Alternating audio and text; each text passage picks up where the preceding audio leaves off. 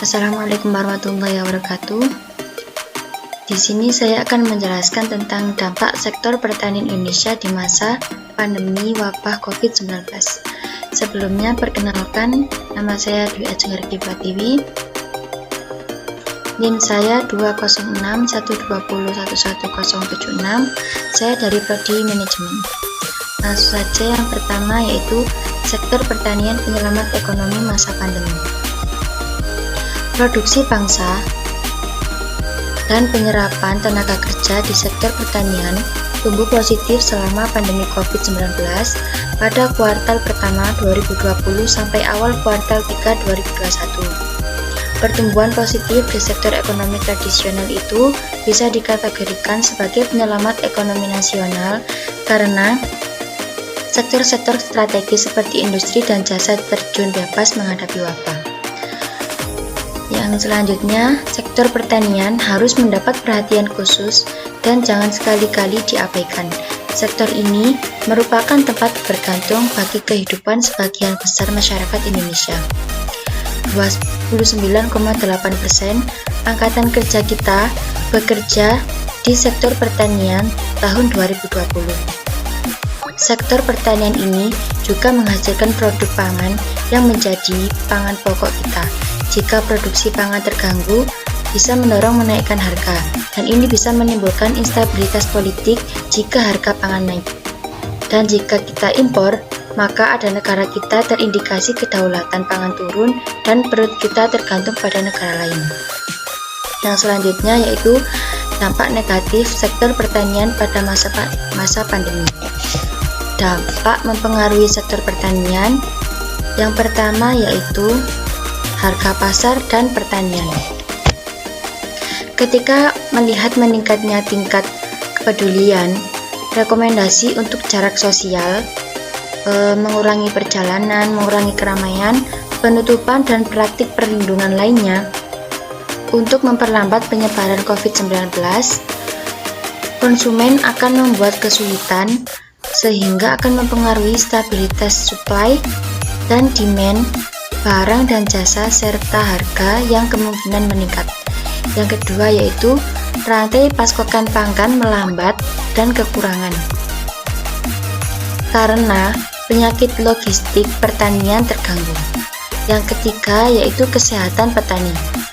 Petani adalah populasi relatif orang tua dibandingkan dengan populasi pekerja umum. Sensus penduduk 2017 menunjukkan usia rata-rata petani hampir 58 tahun usianya. Operator pertanian utama berusia 65 tahun ke atas 11,7%. Jika COVID-19 ini tidak terbendung hingga menembus petani, dampaknya menimbulkan kepanikan masyarakat bahwa akan menambah keterpurukan produksi pangan. Yang selanjutnya yaitu tenaga kerja pertanian. Petani akan rentan jika infeksi tak terbendung. Yang kelima yaitu keselamatan pekerja dan alat pelindung diri atau APD.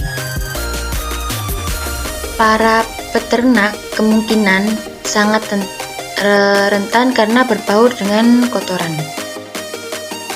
Yang keenam yaitu kerusakan sumber daya pangan.